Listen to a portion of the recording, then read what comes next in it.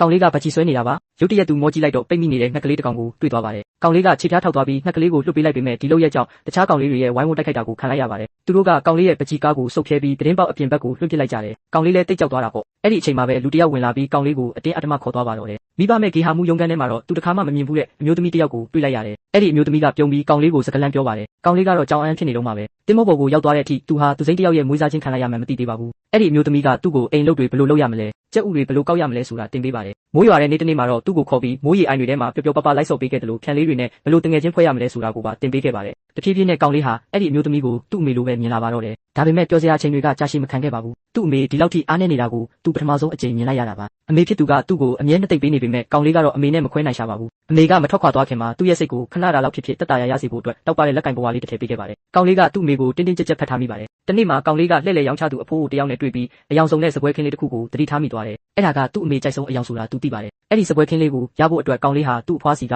အမွေရခဲ့တဲ့ဘီလေးကိုပေးပြီးလဲလှယ်လိုက်ပါတယ်ဒါပေမဲ့ဆေးရုံကိုရောက်သွားတဲ့အချိန်မှာတော့သူ့ရဲ့မျှော်လင့်ချက်တွေဟာလေးလံသွားခဲ့ရပါတယ်အမျိုးသမီးဟာမျက်လုံးကိုမနှဲဖွင့်နေရပြီးကောင်လေးကိုအားနည်းစွာနဲ့ကြည့်နေပါတယ်တခုခုမားနေပြီဆိုတာကောင်လေးခံစားမိသွားပြီးစိတ်လှုပ်ရှားမှုတွေတက်လာတာကြောင့်လူတစ်ယောက်ကသူ့ကိုအမြန်ပဲအပြင်ကိုခေါ်ထုတ်သွားပါတယ်သူဟာမှောင်မဲနေတဲ့အချိန်မှာရုပ်တုကြီးတစ်ခုစီကိုရောက်သွားခဲ့တယ်ရုတ်တရက်လျှက်စီးတွေလက်မိုးချင်းတန်တွေနဲ့အတူမြေကြီးဟာပြင်းပြင်းထန်ထန်တုန်ခါသွားပါတယ်ခဏချင်းမှာပဲရုပ်တုကြီးကအသက်ဝင်လာပါတယ်ကောင်လေးကသူ့အမေကိုကယ်ပေးဖို့နဲ့အိမ်ကိုဘေးကင်းကင်းပြန်လာနိုင်ဖို့အတွက်အသေးအတန်တောင်းပန်ရှာပါတယ်ဒါပေမဲ့သူဘလောက်ပဲကြိုးစားပါစေအမေကိုပြန်ခေါ်လို့မရတော့ပါဘူးသူငိုယိုရင်းနဲ့အမေကိုနောက်ဆုံးအကြိမ်နမ်းလိုက်ပါတယ်ပျော်ရွှင်မှုတွေကဘာလို့ထွက်ခွာသွားရတာလဲဆိုတာသူနားမလည်နိုင်ခဲ့ပါဘူးအဲ့ဒီညမှာတော့အမေခြံထားခဲ့တဲ့လက်ကင်ပွားလေးကိုကင်ပြီးကောင်လေးဟာအံ့ဩစရာတစ်ခုခုဖြစ်လာလို့နဲ့အားကိုးရမယ်စွာငိုနေမိပါတယ်သူဟာနေ့တိုင်းဖြန်လေးကိုဖတ်ထားရင်းပင်လယ်ပြင်ကြီးကိုကြည့်ကအမေကိုလှမ်းခေါ်နေမိတယ်သူ့အမေဟာပင်လယ်ရဲ့တစ်ဖက်ကမ်းမှာပဲရှိနေမယ်လို့ယုံကြည်နေတာကြောင့်လှေငယ်လေးတစ်စင်းနဲ့ပင်လယ်ထဲကိုထွက်လာခဲ့ပါတယ်ရုတ်တရက်မုန်တိုင်းတစ်ခုကြားရောက်လာပါတယ်ကောင်လေးကလှေမလောတတ်တာကြောင့်ပင်လယ်ထဲမှာအားကိုးရမယ်မျောပါနေရင်လှိုင်းလုံးကြီးတွေကသူ့လေကိုမှောက်လိုက်ပါတော့တယ်သူဟာပင်လယ်ထဲမှာအသေးအတန်ရုန်းကန်နေရပြီးတဖြည်းဖြည်းနဲ့ရေအောက်ကိုနစ်မြုပ်သွားပါတယ်ကံကောင်းထောက်မစွာနဲ့ပဲဖြန့်အုပ်စုတစုရောက်လာပြီးရေနစ်နေတဲ့ကောင်လေးကိုပင့်တင်ပေးလိုက်ပါတယ်သူ့ရဲ့မွေးစားဖေကသတိလစ်နေတဲ့ကောင်လေးကိုကဲတင်ခဲ့ပြီးသူ့ဘေးမှာတိတ်တဆိတ်စောင့်နေပေးပါတယ်